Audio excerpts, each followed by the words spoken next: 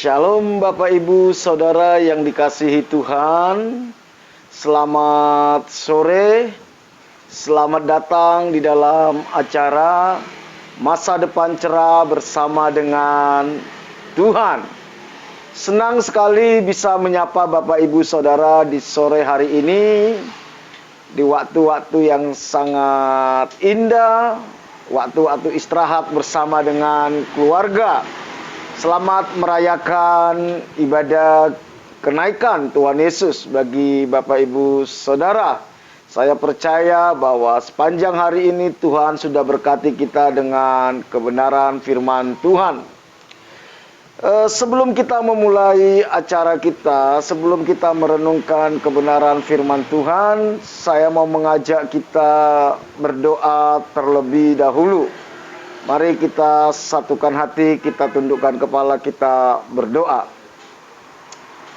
Bapa kami yang di sorga, yang kami sembah di dalam nama Tuhan Yesus Kristus. Engkau Tuhan pencipta langit dan bumi dan segala isinya. Engkau Tuhan yang berdaulat atas alam semesta. Engkau Tuhan yang berdaulat atas jagat raya ini. Bahkan Engkau Tuhan yang berdaulat atas setiap kehidupan kami. Engkaulah yang merancang hidup kami, Engkaulah yang menjagai hidup kami, Engkaulah yang punya hak atas hidup kami. Terima kasih atas pengorbananmu di atas kayu salib yang telah menebus dan menyelamatkan kami. Pada sore hari ini Tuhan, kami naikkan syukur kepada Tuhan atas pemeliharaan, atas perlindungan dan penyertaan Tuhan bagi kami sampai saat ini. Kami sadar kalau kami ada sampai saat ini semua karena anugerah Tuhan. Dan kami percaya Tuhan masih punya rencana atas hidup kami. Pada sore hari ini kami mau sama-sama mempelajari kebenaran firman-Mu. Roh Kudus ada di dalam hidup kami. Biar Roh Kudus yang mengajari kami sesuai dengan kebutuhan umat-Mu. Berkati acara ini. Dalam nama Tuhan Yesus kami berdoa kepada Bapa di sorga. Amin. Bapak, Ibu, Saudara yang dikasihi Tuhan, tema renungan kita pada sore hari ini adalah menemukan kembali. Menemukan kembali. Kalau dibilang menemukan kembali berarti pernah ada dan hilang. Pernah ada dan hilang. Dan itu harus ditemukan.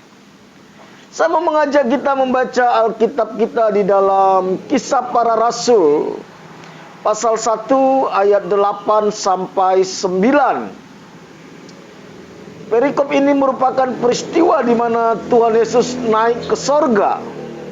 Setelah dia bangkit dari kematian, 40 hari dia menunjukkan diri kepada murid-muridnya. Dan dia akan kembali ke sorga, saudara. Di dalam Kisah Para Rasul pasal 1 ayat 8 sampai 9 dikatakan seperti ini.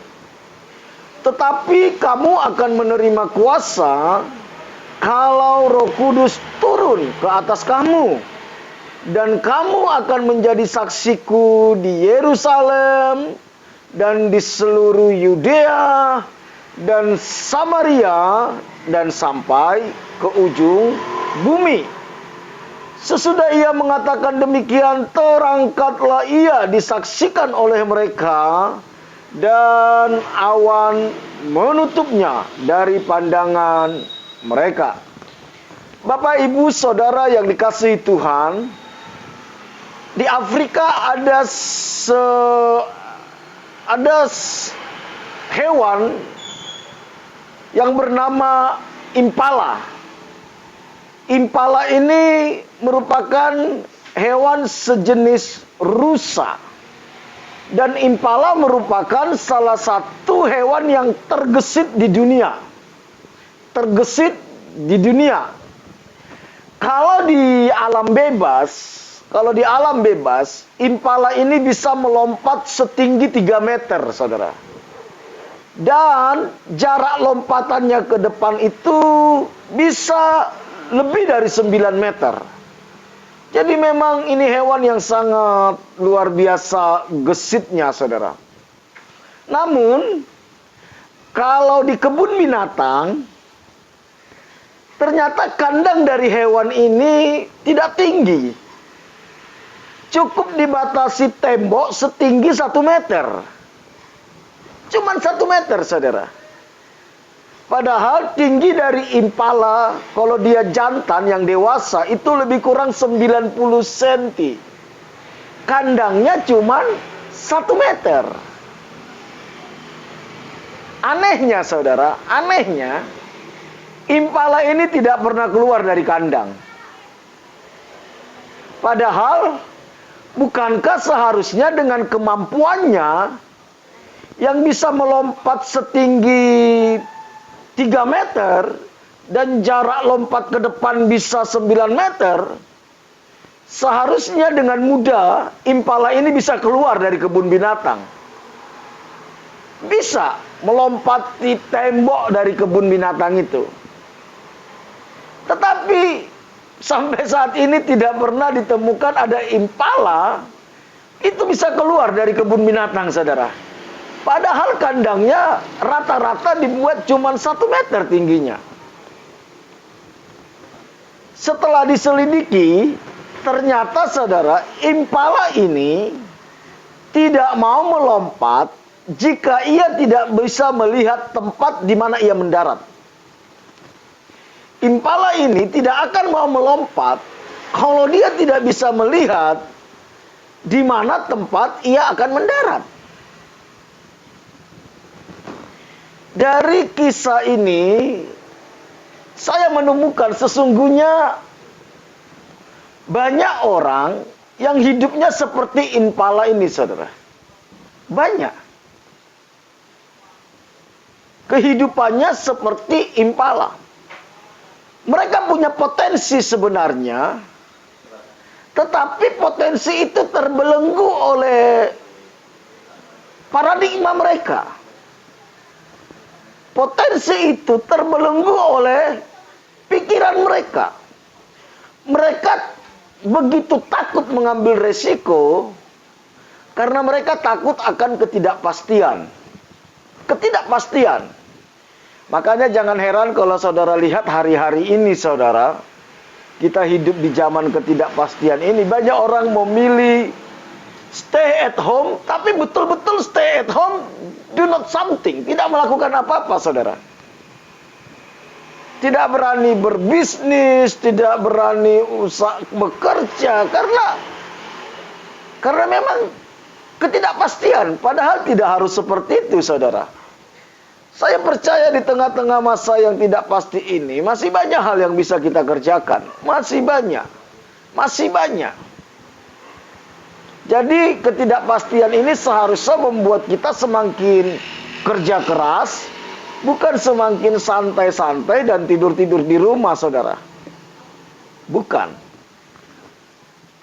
Impala, kenapa dia nggak berani keluar dari kandang? Dia menerima nasib di kebun binatang, karena memang dia tidak berani melihat ketidakpastian itu. Banyak orang seperti itu hari-hari ini. Mereka terlalu takut untuk mengambil resiko. Mereka takut gagal. Gagal. Bagi mereka kata gagal itu sesuatu yang menakutkan, saudara. Kalau bisa tidak boleh ada bahasa gagal dalam hidup mereka. Ini prinsip orang-orang yang seperti itu, saudara. Padahal sebenarnya seringkali kegagalan-kegagalan itu merupakan stepping point, saudara. Stepping point untuk kita melangkah lebih jauh.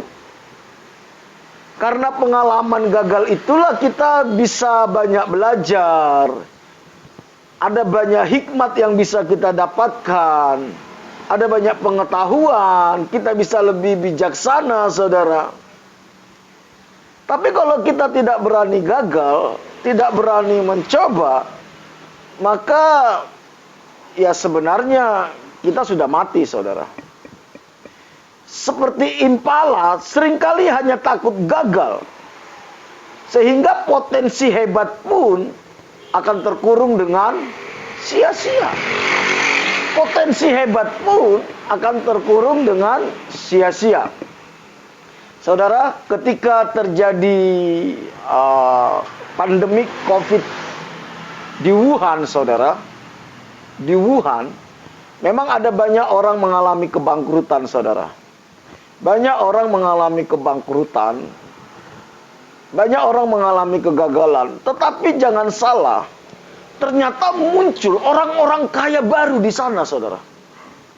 Ada banyak orang-orang kaya baru yang bermunculan di China, saudara. Dan saya percaya, di setiap kesulitan, di setiap tantangan, selalu ada kesempatan. Cuman apakah kita membelenggu diri kita dengan kondisi ini? Apakah kita mengizinkan potensi kita mati? Apalagi kita sebagai orang Kristen tidak bisa beribadah lagi, saudara.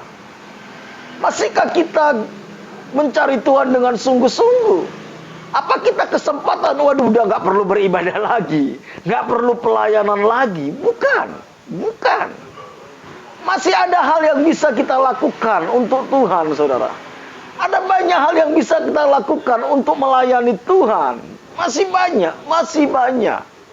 Tetapi kalau pola pikir kita seperti impala ini, maka ini kesempatan bagi kita untuk tidak melakukan apa-apa. Tidak melakukan apa-apa, saudara. Mencoba dan gagal itu lebih memberikan pelajaran berharga daripada tidak pernah mencoba karena takut gagal. Mencoba dan gagal itu lebih memberikan pelajaran berharga daripada tidak pernah berani mencoba karena takut gagal. Bapak, Ibu, Saudara yang dikasihi Tuhan, kehidupan manusia itu seringkali seperti impala yang ada di kebun binatang. Seperti impala yang ada di kebun binatang itu, saudara.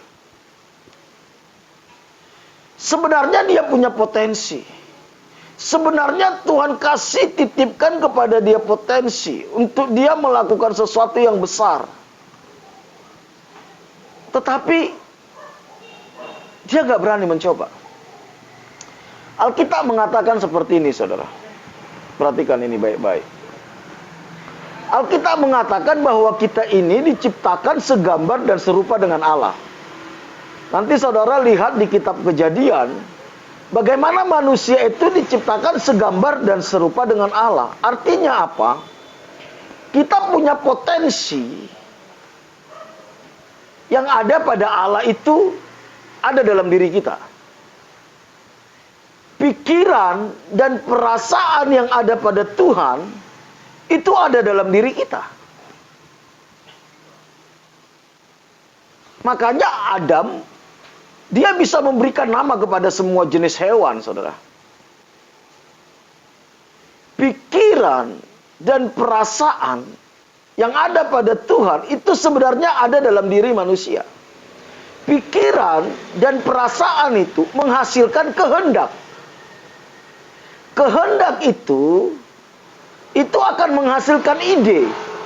Ide itu akan menghasilkan kreativitas dan karya. Jadi sebenarnya manusia itu tidak ada yang bodoh. Manusia itu tidak ada diciptakan menjadi orang yang tidak bisa berbuat apa-apa. Tidak ada. Karena manusia diciptakan segambar dan serupa dengan Allah, yang memiliki pikiran dan perasaan Tuhan. Dan pikiran perasaan itu menghasilkan kehendak. Kehendak itu menghasilkan ide dan kreativitas. Ide dan kreativitas itu menghasilkan karya. Jadi natur manusia itu sebenarnya berkarya, saudara. Berkarya. Natur manusia itu berkarya, bukan nganggur. Makanya Tuhan Yesus pernah bilang gini, orang kalau nggak bekerja ya jangan makan. Karena Tuhan sudah kasih potensi itu, saudara. Tuhan sudah kasih potensi itu. Namun, saudara, dosa telah membelenggu manusia. Dosa telah membelenggu manusia. Sehingga manusia itu tidak bisa lagi punya pikiran, perasaan yang persis sama dengan Tuhan. sudah dicemari, saudara. Manusia sudah dicemari oleh dosa. Pikiran dan perasaannya itu sudah tidak lagi sempurna seperti Tuhan menciptakan pertama kali. Karena pikiran dan perasaan manusia itu sudah tercemari, sehingga manusia sudah tidak bisa lagi mengenal siapa dirinya dengan benar. Nggak tahu lagi siapa dirinya dengan benar. Manusia tidak bisa lagi mengerti apa tujuan hidupnya. Nggak ngerti tujuan hidupnya, saudara. Makanya jangan heran saudara melihat ada orang yang hidup itu sebenarnya nggak punya tujuan hidup. Yang penting ya cuma sekedar hidup. Sebenarnya orang yang seperti ini sebenarnya Alkitab bilang tidak berbeda dengan hewan, saudara. Tuhan ciptakan kita dengan tujuan yang mulia. Karena kita sudah dibelenggu oleh dosa, manusia tidak lagi bisa mengerti apa kehendak Tuhan dalam dirinya. Tidak bisa lagi mengerti kenapa Tuhan ciptakan dia. Karena manusia tidak bisa lagi mengenal siapa dirinya, tidak bisa lagi mengenal apa tujuan hidupnya, tidak bisa lagi mengetahui apa kehendak Tuhan dalam dirinya, sehingga apapun potensi yang Tuhan sudah berikan dalam hidupnya susah dikembangkan. Dia tidak tahu lagi ada potensi terbaik yang Tuhan sediakan dalam dirinya. Ketidakmampuan manusia melihat semua ini membuat manusia menjadi penakut. Tidak berani lagi. Menjadi penakut. Ingat ketika Adam dan Hawa pertama kali jatuh dalam dosa, efek pertama yang terjadi dalam hidup mereka adalah takut. Takut mereka ketemu Tuhan. Takut bertanggung jawab. Mereka lebih menyalahkan pasangannya.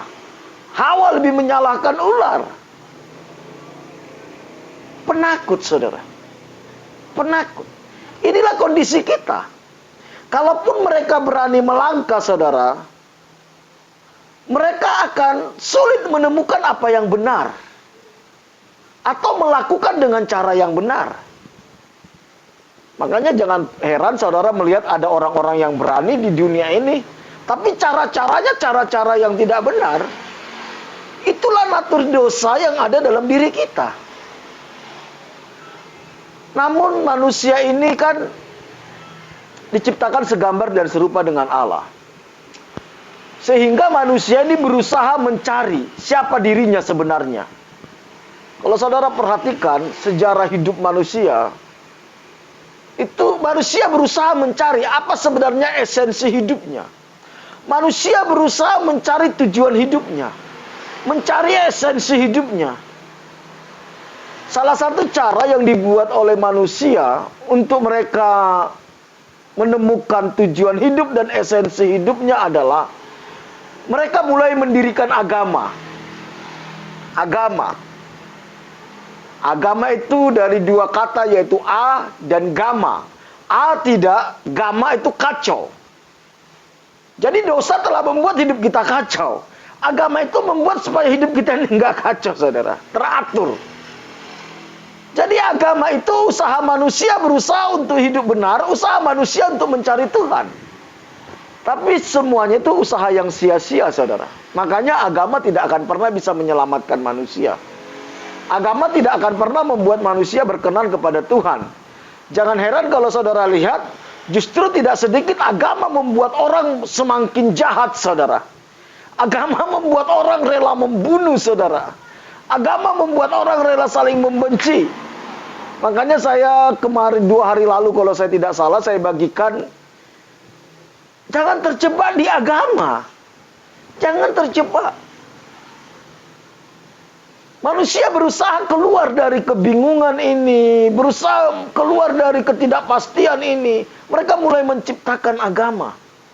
Semakin mereka berusaha melakukan kehendak Tuhan, berusaha untuk mencari Tuhan, maka mereka semakin stres, saudara. Benih dosa yang ada di dalam diri manusia itu memaksa manusia memberontak kepada Tuhan. Perhatikan. Ini fakta hidup yang kita temukan. Ketika manusia terjebak kepada agama, ketika manusia berusaha semakin melakukan syariat agama, semakin melakukan Taurat, itu manusia itu semakin stres. Justru manusia semakin memberontak terhadap Tuhan. Inilah yang dialami oleh Petrus, saudara. Sebelum Petrus dia mengalami kepenuhan Roh Kudus, Petrus itu keinginannya dia pingin kemanapun Yesus pergi dia ada. Makanya sebelum Yesus disalib, Petrus bilang, Tuhan, sekalipun mereka semua meninggalkan Engkau, aku tidak akan meninggalkan Engkau. Dia sih ingin mendampingi Yesus walaupun sampai ke salib. Tapi akhirnya kita lihat dosa yang ada dalam dirinya itu memaksa dia, ketakutan yang ada dalam dirinya itu memaksa dia untuk menyangkali Yesus. Bahkan sampai bersumpah dan mengutuki dan mengatakan bahwa saya tidak kenal Yesus. Inilah realita hidup kita. Inilah juga yang dialami oleh Paulus. Ingat Paulus pernah bilang gini, yang baik yang kuinginkan, tetapi justru yang jahat kulakukan. Ada pertarungan di dalam hidup kita, saudara. Satu sisi kita ingin melayani Tuhan, satu sisi kita ingin mengasihi Tuhan, satu sisi kita ingin menyenangkan hati Tuhan, tetapi di sisi yang lain ada sebuah kekuatan di dalam diri kita yang mendorong kita untuk memberontak sama Tuhan. Ada sebuah kekuatan dalam diri kita yang memaksa kita untuk melakukan kejahatan. Saya ambil contoh. Anak kecil, coba saudara ingat anak kita. Kapan terakhir anak kita bohong? Kapan pertama kali anak kita bohong? Kapan pertama kali anak kita itu iri hati? Kapan? Saya percaya sebelum saudara, atau saya percaya saudara tidak pernah mengajari anak kita iri hati. Saudara tidak pernah mengajar anak untuk berbohong. Tetapi kenapa dia bisa tiba-tiba iri hati terhadap kakaknya, terhadap saudaranya, dan dia bisa berbohong? Itu karena memang ada natur dosa yang membelenggu hidup kita, saudara. Gambaran Allah dalam diri kita itu udah gak sempurna. Gambaran Allah dalam diri kita itu tidak sempurna. Dan ini membelenggu kehidupan semua manusia. Membelenggu kita. Makanya kitab Roma mengatakan gini, saudara. Kita ini telah kehilangan kemuliaan Allah. Semua orang telah kehilangan kemuliaan Allah. Dosa telah membuat manusia kehilangan kemuliaan Allah. Gambar dan rupa Allah tidak lagi nyata dalam diri kita. Sudah nggak nyata lagi, saudara. Padahal manusia diciptakan segambar dan serupa dengan Allah. Selen dan demut di dalam bahasa aslinya, saudara. Kita diciptakan segambar dan serupa dengan Allah. Tetapi dosa telah menghancurkan semuanya itu. Syukur kepada Tuhan. Yesus mati di atas kayu salib, menebus dosa kita dan melepaskan kita dari belenggu dan kutuk dosa tersebut. Agama gak mampu melakukan itu, saudara. Agama melepaskan kita dari kutuk dosa. Gak mampu, saudara. Hanya karya salib Kristuslah yang bisa memampukan kita lepas dari situ. Dan terbuka kesempatan bagi kita untuk kemuliaan Allah yang hilang itu dikembalikan. Makanya tema kita pada sore hari ini adalah dikembalikan. Menemukan kembali. Apa yang harus kita temukan, saudara? Apa yang harus kita temukan? Kemuliaan Tuhan yang sudah hilang itu. Kemuliaan Tuhan yang sudah hilang itulah yang akan dikembalikan. Apa kemuliaan Tuhan itu? Gambar dan rupa Allah. Gambar dan rupa Allah. Kematian Kristus di atas kayu salib itu membuka pintu untuk kemuliaan itu dikembalikan kepada kita. Tapi apakah kemuliaan itu sudah dikembalikan? Belum. Kita masih hidup dalam dosa. Kita masih dibelenggu oleh dosa. Jadi gambar dan rupa Allah yang telah hilang dari manusia lewat kematian dan kebangkitan Tuhan Yesus itu akan dikembalikan lagi kepada kita. Jadi tujuan dari keselamatan atau tujuan dari kekristenan itu seharusnya di sini, saudara. Jadi kekristenan itu bukan cuma sekedar memindahkan orang dari neraka ke sorga, bukan. Kalau cuma memindahkan orang dari neraka ke sorga, saudara, saya pikir bukan itu tujuannya. Kalau tujuannya itu nanti kita bingung di sorga kita ngapain? Di sorga kita ngapain? Jadi tujuan dari kekristenan itu adalah mengembalikan manusia kepada rancangan Allah yang semula, yaitu segambar dan serupa dengan Allah. Nah, gambar dan rupa Allah itu ada di dalam Yesus, saudara. Gambar dan rupa Allah itu ada di dalam Yesus. Itulah sebabnya kenapa Yesus harus turun dari sorga. Dia yang adalah Tuhan, turun dari sorga ke dunia. Supaya kita bisa melihat dengan jelas gambar dan rupa Allah itu. Makanya suatu saat Tuhan Yesus berkata kepada Nikodemus, kalau engkau melihat aku, engkau sudah melihat Bapa. Jadi, kemuliaan Allah itu yang hilang itu harus dikembalikan, harus ditemukan lagi dalam hidup kita. Kekristenan itu adalah proses untuk mengembalikan itu, saudara, untuk menemukan itu dalam diri kita, yaitu gambar dan rupa Allah. Kapan kemuliaan Tuhan itu nyata dalam hidup kita? Kapan? Apakah saat kita menjadi beragama Kristen? Tidak. Beragama Kristen tidak membuat saudara menjadi serupa dengan Yesus. Bukan. Makanya selalu saya katakan, jangan terjebak kepada agama. Kita dipanggil bukan untuk beragama. Kita dipanggil untuk menjadi murid Yesus. Murid, pengikut Yesus. Apanya yang kita ikuti? Tujuan hidupnya. Apanya yang kita ikuti? Pola pikirnya. Apa yang kita ikuti? Karakternya. Apanya yang kita ikuti? Selera jiwanya.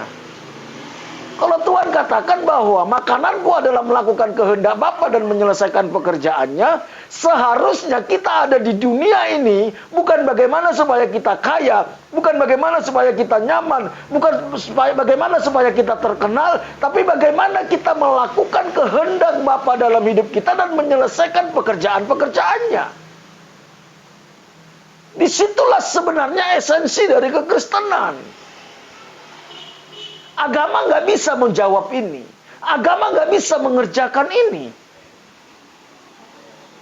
Jadi, kemuliaan Allah itu baru nyata kembali dalam hidup kita saat kita semakin serupa dan segambar dengan Yesus, yaitu memiliki pikiran perasaan yang sama dengan Kristus. Dengan kita memiliki pikiran perasaan yang sama dengan Kristus, kita memiliki kehendak yang sama dengan Kristus. Ketika kita memiliki kehendak yang sama dengan Kristus, kita memiliki pola pikir yang sama dengan Kristus, gaya hidup yang sama, tujuan yang sama. Wow. Disinilah sebenarnya keagungan dari kekristenan itu. Kalau kita bisa mengerti ini dan kita hidup di dalamnya, maka kekristenan itu menjadi kekristenan yang agung, di mana terangnya akan bersinar dan asin, saudara. Garam itu tetap asin, berdampak bagi orang lain. Tetapi kalau kita hilang dari ini, saudara, tidak mengerti tujuan ini, maka kekristenan itu tidak berbeda dengan semua agama di dunia. Makanya jangan heran saudara lihat, ada banyak orang yang kehidupannya, yang bukan Kristen, kehidupannya jauh lebih agung daripada orang Kristen. Kehidupannya jauh lebih memberkati daripada orang Kristen. Tapi kan mereka melakukan agama. Tuhan Yesus suatu saat pernah bilang gini, kalau keagamaanmu tidak melebihi ahli Taurat dan orang Farisi, kamu gak layak masuk dalam kerajaan sorga. Ini tidak bisa dikerjakan oleh agama. Mengembalikan, menemukan kembali gambar dan rupa Allah yang hilang dalam diri kita. Gak bisa. Nah, bagaimana supaya itu bisa kembali? Untuk bisa dikembalikan, kita segambar dan serupa dengan Allah, maka Roh Kudus diutuslah di dalam hidup kita. Untuk Roh Kudus diutus di dalam hidup kita, Yesus harus naik ke surga. Itulah yang kita rayakan hari ini. Itulah yang sudah kita baca tadi di dalam Kisah Para Rasul, ayat pasal 1, ayat 8 sampai 9. Itulah sebabnya kenapa Tuhan Yesus harus naik ke surga. Di sana dia nanti menyediakan tempat bagi kita. Kita yang sudah dibentuk, kita yang sudah diproses, kita yang sudah menemukan kembali kemuliaan yang hilang itu, saudara. Untuk bisa kita dikembalikan kepada kemuliaan yang hilang itu, Roh Kudus diutus. Di dalam Kisah Para Rasul 1 ayat 8 dan 9 tadi dikatakan seperti ini. Tetapi kamu akan menerima kuasa. Perhatikan, catat baik-baik. Tuhan kasih kita kuasa, dunamos. Kapan kuasa itu nyata? Kalau Roh Kudus turun ke atas kamu. Berarti kalau Roh Kudus tidak memenuhi kita, kalau Roh Kudus tidak memimpin kita, maka kuasa itu nggak ada. Kenapa kuasa itu diberikan? Tentu ada tujuannya, saudara. Kuasa selalu diberikan untuk sebuah tugas, saudara. Tugas. Kuasa diberikan untuk sebuah tugas. Dan kamu akan menjadi saksiku di Yerusalem, di seluruh Yudea dan Samaria, dan sampai ke ujung bumi. Sesudah ia mengatakan demikian, terangkatlah ia disaksikan oleh mereka, dan awan menutupinya dari pandangan mereka. Saudara, ini pesan terakhir Tuhan Yesus sebelum naik ke surga. Pesan terakhir. Janji terakhir yang dia berikan sebelum dia naik ke surga. Perhatikan ini baik-baik. Kalau itu pesan terakhir berarti itu penting. Kalau itu pesan terakhir berarti sangat penting. Sama seperti seorang bapak, kalau dia tahu dia mau meninggal, dia kumpulin anak-anaknya, dia akan sampaikan pesan-pesan yang terpenting. Gak mungkin dia sampaikan pesan yang biasa-biasa. Gak mungkin. Pasti pesan itu pesan yang terpenting dan jangka panjang. Untuk kepentingan jangka panjang. Perhatikan. Dan pesan ini merupakan pesan yang sangat penting. Bisa jadi salah satu terpenting. Dan untuk kekekalan. Kita mau bahas satu-satu. Dikatakan, kamu akan menerima kuasa kalau Roh Kudus turun ke atas kamu. Tuhan berjanji dia berikan Roh Kudus. Dan Roh Kudus itu yang ada di dalam diri kita itu akan menghasilkan kuasa. Kuasa itu untuk apa, saudara? Menjadi saksi. Saksi. Kata saksi ini biasa dipakai di pengadilan, saudara. Kata saksi ini biasanya dipakai di pengadilan. Jadi tujuan kuasa itu adalah supaya saudara dan saya bisa menjadi saksi Kristus. Oke. Ada 2 syarat untuk menjadi saksi di pengadilan. Yang pertama, dia mengalami sendiri. Yang kedua, dia melihat dan mendengar sendiri. Itu syarat menjadi saksi. Di luar kriteria ini, maka orang itu tidak layak menjadi saksi. Saudara, tentu kita udah gak bisa melihat Tuhan Yesus sendiri sekarang. Gak bisa. Gak bisa. Gak bisa. Tentu kita sudah gak bisa, kecuali kalau orang-orang tertentu dalam momen-momen tertentu ya, itu kasus khusus tentunya. Mendengar Tuhan Yesus langsung ngomong secara audible. Ada orang-orang tertentu, tapi tidak untuk umum tentunya. Tidak untuk umum. Tidak untuk umum. Artinya saksi yang dimaksud di sini bukan melihat sendiri dan mendengar sendiri. Berarti saksi yang dimaksud di sini mengalami sendiri. Jadi Roh Kudus diberikan kepada kita, dan Roh Kudus itu memberikan kuasa kepada kita supaya kita mengalami Kristus. Supaya kita mengalami Kristus. Apanya yang kita alami? Ini menjadi pertanyaan. Apanya yang kita alami? Kebenarannya kita alami. Apanya yang kita alami? Tujuan hidupnya kita alami. Apanya yang kita alami? Karakternya kita alami. Apanya yang kita alami? Pola pikirnya kita alami. Apanya kita alami? Selera jiwanya. Jadi tujuan utama dari Roh Kudus adalah supaya kita mengalami Kristus. Ketika kita mengalami Kristus, inilah sebenarnya kemuliaan Allah yang hilang itu dikembalikan. Kemuliaan Allah yang hilang itu dikembalikan. Jadi kalau kuasa itu diberikan untuk menjadikan kita saksi, artinya kuasa itu gunanya supaya hidup kita diubahkan.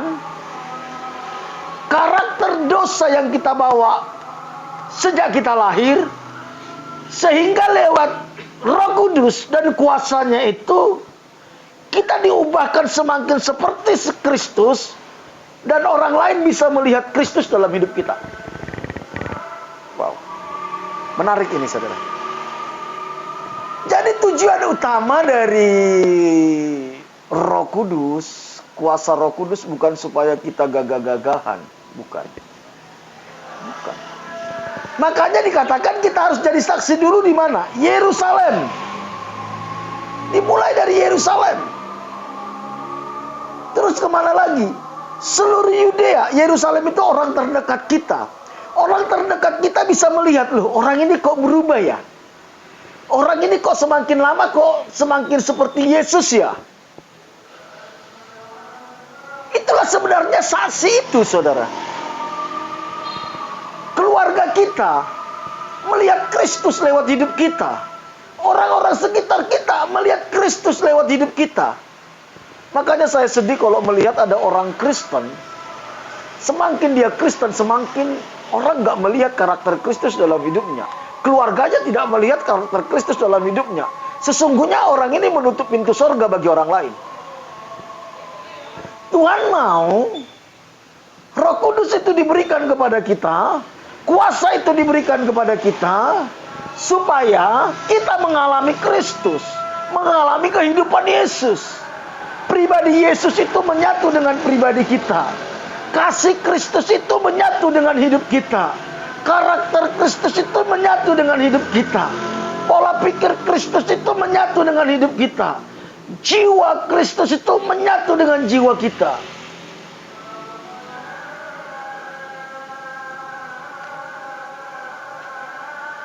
Dan orang akan melihat Kristus lewat hidup kita.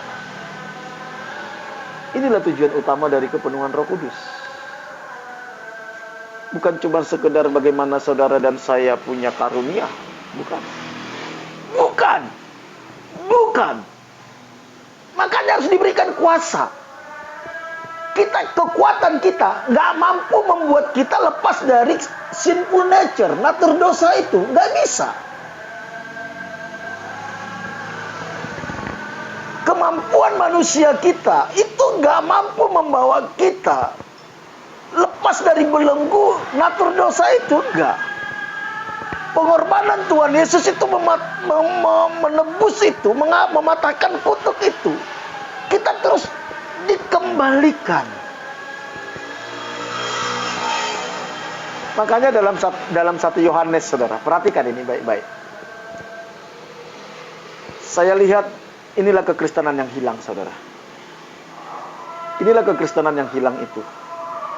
Makanya beberapa waktu yang lalu saya katakan, hal yang paling berbahaya dalam kekristenan ketika kita terjebak kepada agama. Itu berbahaya sekali. Berbahaya sekali. Karena apa? Kita tidak tahu kita sedang meleset, saudara. Kita nggak tahu bahwa kita sedang menyimpang. Kalau kita sudah terjebak di agama. Terjebak. Makanya dalam 1 Yohanes 2:6 dikatakan seperti ini. Perhatikan, 1 Yohanes 2 ayat 6. 1 Yohanes 2 ayat 6 dikatakan seperti ini. Barang siapa mengatakan bahwa ia ada di dalam Dia, di dalam Tuhan, bahwa ia sudah di dalam Tuhan atau sudah ditebus oleh Tuhan, ia wajib hidup sama seperti Kristus telah hidup. Ini bukan himbauan, bukan cuma sekedar perintah, wajib.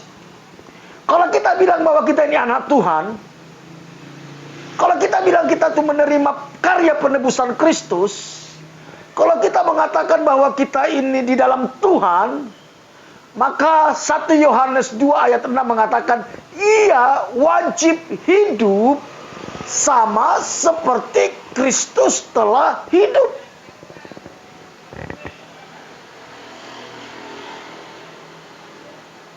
Inilah yang membuat kenapa gereja mula-mula, kekristenan mula-mula itu menjadi agung dan mulia. Dan orang gak tahan, saudara. Orang gak tahan sehingga orang-orang datang kepada Yesus. Orang-orang percaya kepada Yesus ketika mereka melihat kehidupan murid-murid. Petrus sekali khotbah 5.000 orang bertobat. Saya selalu guyonan seperti ini, saudara. Kalau di zamannya rasul-rasul, Petrus satu orang sekali khotbah 5.000 orang bertobat. Bukan jadi orang Kristen loh ya, bertobat. Zaman sekarang 5.000 pendeta khotbah, satu yang bertobat. Ada yang hilang, saudara. Ada yang hilang. Paulus, saya suka dengan statementnya Paulus. Perhatikan. Di dalam Galatia 2 ayat 20 dikatakan seperti ini. Namun aku hidup, tetapi bukan aku sendiri yang hidup, melainkan Kristus yang hidup di dalam aku. Orang bisa melihat Kristus itu nyata di dalam hidupnya. Di dalam memperingati hari kenaikan Tuhan Yesus, di mana Tuhan berjanji akan mencurahkan Roh Kudus dan ada kuasa. Tujuannya supaya hidup kita menemukan kembali kekristenan yang hilang, gambar dan rupa Allah ada dalam diri kita. Saudara, biar ini yang menjadi tujuan kita. Jadi, kalau kita katakan kita dipenuhi Roh Kudus, tetapi orang lain tidak bisa melihat pribadi Yesus dalam hidup kita, saya pastikan ada yang salah. Ada yang salah. ada yang salah.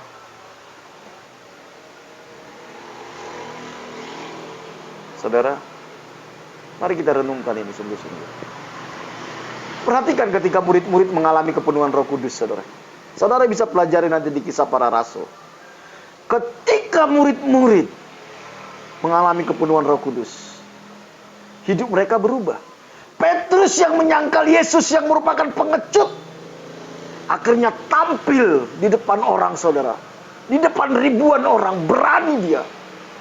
Hidupnya berubah. Dia berani untuk menuding orang supaya bertobat.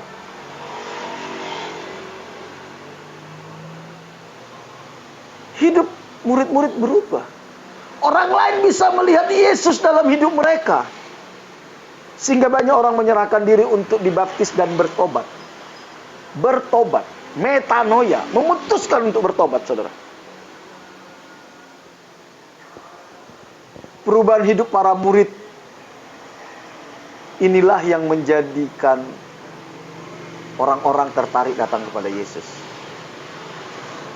Perubahan hidup para murid yang menjadi seperti Yesuslah yang akhirnya mereka disebut Kristen.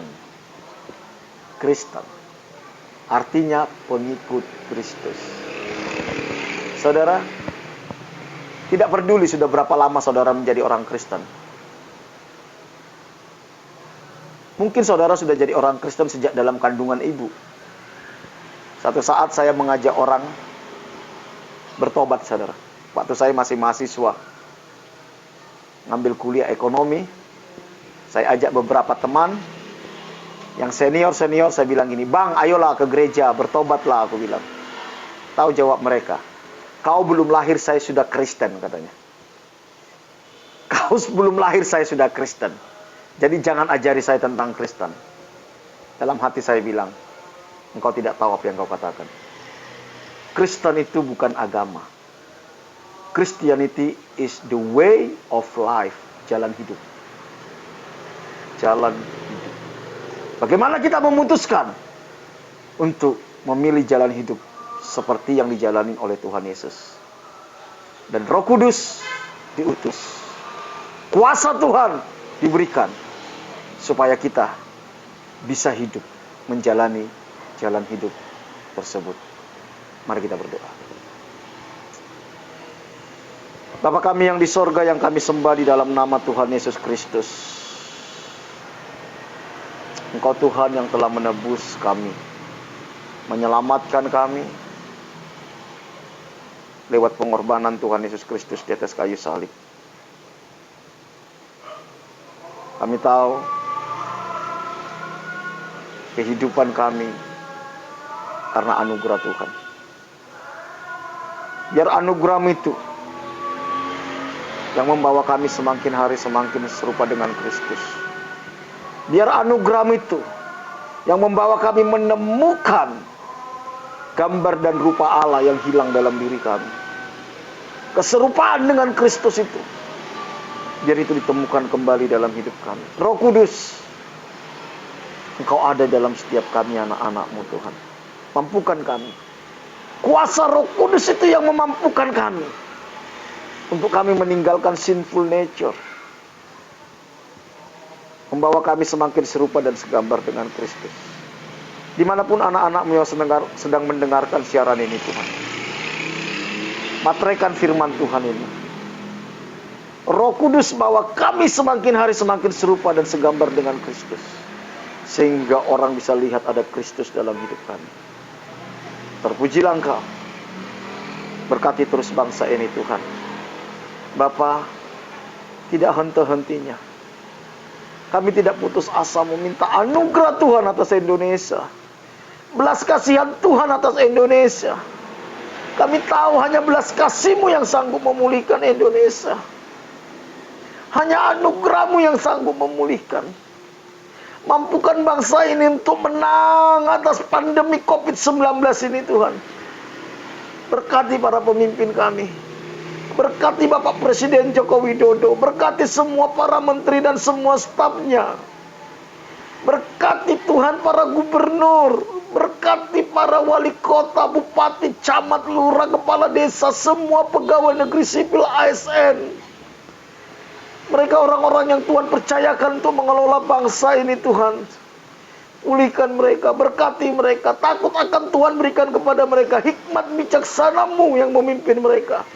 Segala rancangan-rancangan mereka yang jahat Tuhan, yang tidak berkenan kepada Tuhan, biar Tuhan gagalkan di dalam nama Tuhan Yesus. Pulihkan Indonesia. Pulihkan. Berkati TNI Polri yang menjaga keamanan Tuhan. Beri mereka kekuatan, beri mereka hikmat, beri mereka bijaksana Tuhan. Jagai, lindungi mereka, lindungi keluarga mereka Tuhan. Kami juga berdoa Tuhan. Berkati para medis, para dokter, para perawat, semua orang yang bekerja di rumah sakit, semua orang yang bekerja di puskesmas. Jagai, lindungi mereka Tuhan. Tuhan kami minta. Beri mereka kekuatan, beri mereka kesabaran Tuhan. Beri mereka hikmat bijaksana, jangan biarkan mereka menjadi korban Tuhan. Lindungi mereka, lindungi keluarga yang mereka tinggal di rumah Tuhan. Terima kasih Bapak, kami berdoa buat orang-orang yang sudah dinyatakan positif COVID-19 Tuhan. Kami minta anugerah Tuhan yang memulihkan mereka. Tuhan yang menyembuhkan mereka. Bahwa mereka mengalami perjumpaan dengan Engkau. Mengalami kasih-Mu Tuhan. Berikan kesadaran kepada bangsa ini Tuhan. Untuk tetap melakukan anjuran pemerintah. Terima kasih Bapak. Kami percaya Indonesia. Negara yang diberkati Tuhan. Negara yang dicintai oleh Tuhan. Dan kemuliaan-Mu akan memenuhi bangsa ini Tuhan. Berkati JJKP tempat kami siaran Tuhan. Kami minta damai sejahtera, sukacita, kebenaran-Mu tinggal di tempat ini. Apa saja yang dikerjakan di tempat ini Tuhan buat berhasil. Kami bersyukur buat sore hari ini. Terpuji nama-Mu kekal selama-lamanya. Dalam nama Tuhan Yesus kami berdoa. Haleluya. Amin. Bapak Ibu Saudara yang dikasihi Tuhan, acara kita selesai. Sampai ketemu besok jam 6 sore. Dalam acara Masa Depan Cerah bersama dengan Tuhan dengan tema yang berbeda. Tuhan Yesus memberkati kita semua.